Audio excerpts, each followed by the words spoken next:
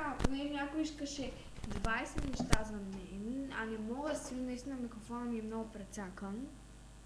А трябва да седя близо до микрофона, ето така.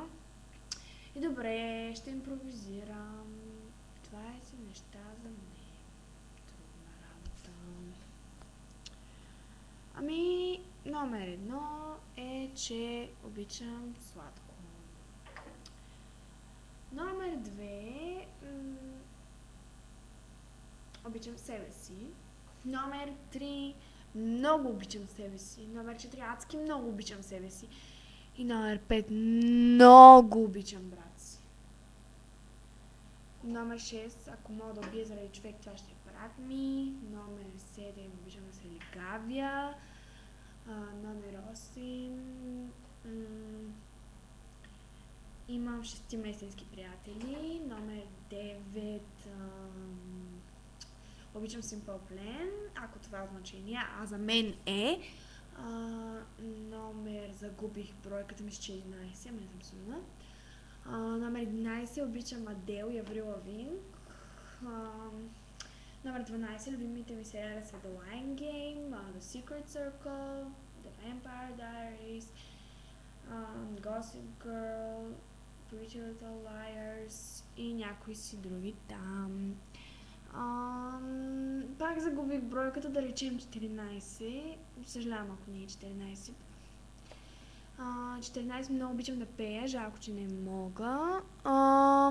Номер 15.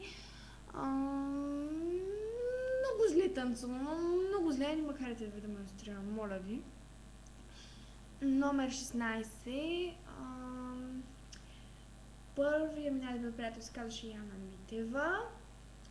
Номер 17. Много обичам да чета, много. Последната книга, която прочетох, беше Тайния кръг, първа посвещаването. Номер 17.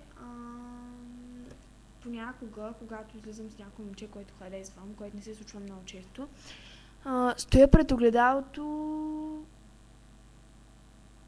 часове.